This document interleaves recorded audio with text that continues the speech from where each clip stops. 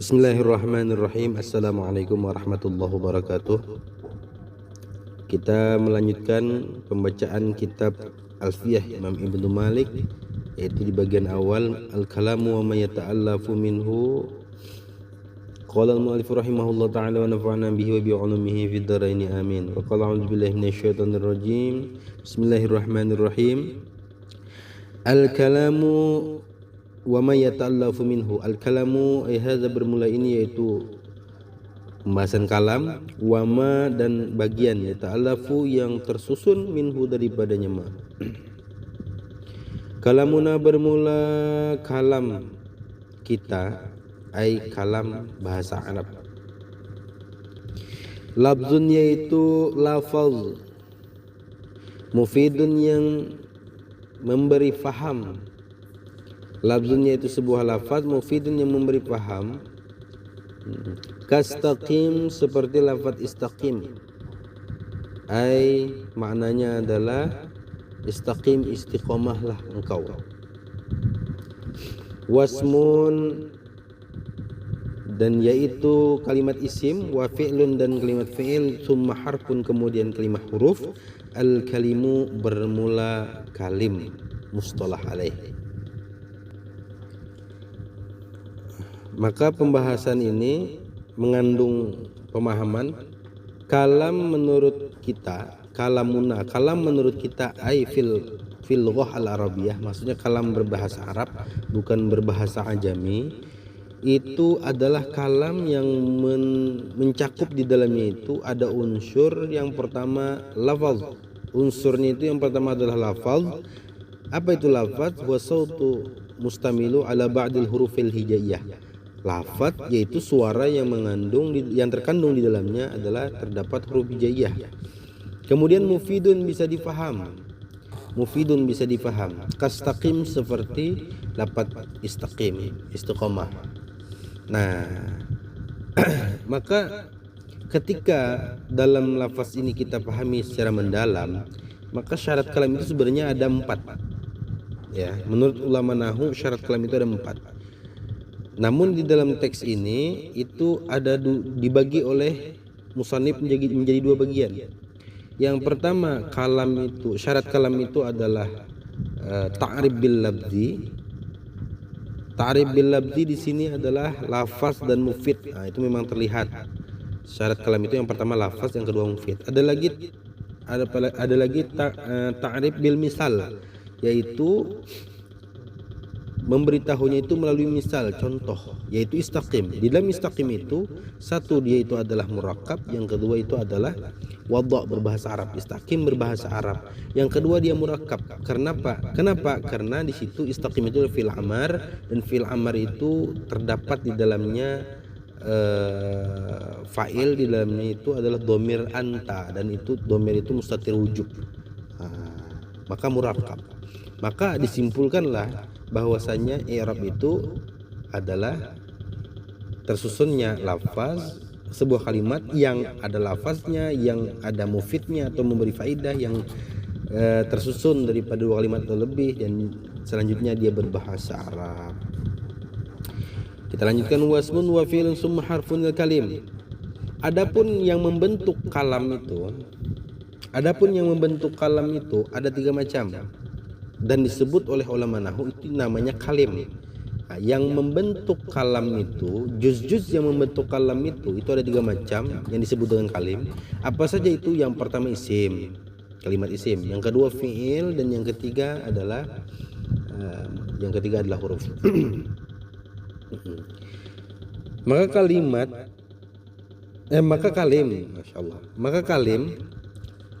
kalim itu adalah terkumpulnya kalimat isim, fi'il dan huruf. Contoh seperti apa? Qad qama Zaidun. Contoh qad qama Zaidun, qad itu huruf, qama fi'il, Zaidun isim. Maka di situ disebut dengan kalim. Jadi kalimat-kalimat itu kalau seandainya terkumpul jadinya semuanya, maka itulah yang disebut dengan kalim tersebut. Jadi kalam itu apa? Kalam itu adalah terkumpulnya syarat lafaz, mufid, murakkab, wadha. Kalau kalim itu apa? Kalim itu yang penting tersusun isim, fi'il dan huruf. Maka nisbat kalam dengan kalim, hubungan kalam dengan kalim itu adalah umumun wa khususun min wajhin kulliyani yajtami'ani fi madatin yanfaridu ahaduhuma fi madatin ukhra. Umum di satu bagian, khusus di satu bagian. Keduanya berkumpul di satu bentuk dan terpisah di bentuk yang lain. Artinya apa? Artinya adalah dia itu bisa dikatakan di suatu keadaan bisa sama-sama kali, bisa kalam dan kalim sama, tapi di keadaan lain ya kalam-kalam, kalim juga ya kalim. Contoh seperti qad qama zaidun, maka di contoh ini berkumpullah kalam dan kalim karena kenapa disebut kalam? Karena dia terkumpul, lafaz iya, mufid memberi faham iya, murakab iya, bahkan 3 kalimat ini, huruf, fi'il dan isim, murakab, kemudian wadha pun iya. Tapi di contoh in qoma rajulun, jika berdiri laki-laki, maka di contoh ini itu sifat khusus hanya bagi kalim, terpisah ya, hanya kalim saja. Kenapa tidak kalam? Karena di sini tidak bisa difaham in qoma zaidun, jika berdiri zaid. Lafaz betul ada, murakab betul iya, wadha juga iya, tapi tidak mufid, tidak memberi faham. Kenapa? Karena syarat in ada tapi tidak ada jawab syaratnya, maka tidak memberi faidah. Jadi ini hanya kalim tapi tidak kalam. Contoh lagi zaidun qaimun. Di contoh ini itu kalam karena dia lafaz, kemudian dia berfaidah, kemudian dia murakab tersusun 2 kalimat, dan dia wadha tapi tidak kalim. Kenapa tidak kalim? Karena kurang huruf di sini. Zaidun isim, qaimun isim, qaimun bahkan isim juga kurang 2, bahkan kurang huruf dan kurang fi'il, maka tidak disebut dengan kalim, hanya kalam saja.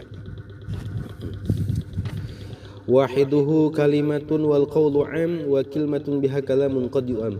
Wahiduhu bermula satuannya ya kalim, kalimatun yaitu kalimat,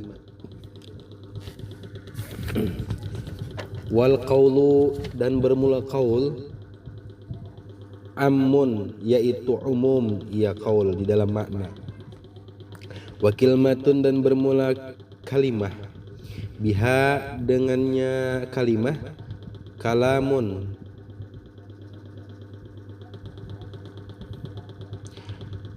bermula kalam, kalamun yaitu bermula kalam, qad yu'am yaitu terkadang dimaksud ya kalam. Kita mulai dari wahiduhu. Adapun kata musannif satuannya itu kalim. Kalim tadi kan isim, fi'il, huruf. Nah, satuannya kalau tergabung semuanya, isim, fi'il, huruf itu tergabung dalam susunan kata, itu namanya adalah kalim. Kalau dipisah satu persatunya itu disebutnya kalimah. Kalimah isim, kalimah fi'il, kalimah huruf. Dan adapun kemudian kata musannif kaul, adapun kaul itu adalah sebuah ungkapan yang umum. Nah, dia tidak terkait oleh syarat. Nisbat kaul terhadap kalam, kalim dan kalimah. Setiap kalam pasti kaul, setiap kalim pasti kaul, setiap kalimah pun pasti kaul, karena dia sebuah ungkapan. Tetapi tidak setiap kaul bisa dikatakan kalam, karena bisa jadi kalim, bisa jadi kalimah. Tidak setiap kalim disebut dengan kaul, tidak setiap kaul disebut dengan kalim, karena bisa saja kalam atau kalimah. Tidak juga setiap kaul dikatakan kalimah, karena bisa saja kalam atau kalim. Qauluhu wa kalimatun biha, terkadang kata musannif, terkadang kata musannif bentuknya itu adalah disebutnya adalah kalimah, padahal dia pasnya disebutnya kalam, tapi itu dipakai oleh para ulama.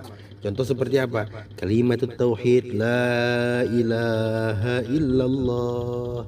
Kalimat tauhid itu apa? La ilaha illallah, yaitu lafaz la ilaha illallah. Sebenarnya yang pas itu kalamut tauhid, karena la ilaha illallah itu bukan kalimah tapi kalam, karena lafaz iya, murakab iya, mufid iya, wadha iya. Nah, tapi sering diucapkan kalimat tauhid. Nah, itu sah-sah saja. Nah, itu nanti hubungannya kalau di dalam bab bayan, pan bayan, majaz mursal min babi itlaqil juz wa iradatil kul. Yang dikeluarkannya itu adalah bentuknya juz. Kalimat itu kan juz daripada kalam, tapi yang dimaksud adalah kul, keseluruhan kalam. Nah, itu.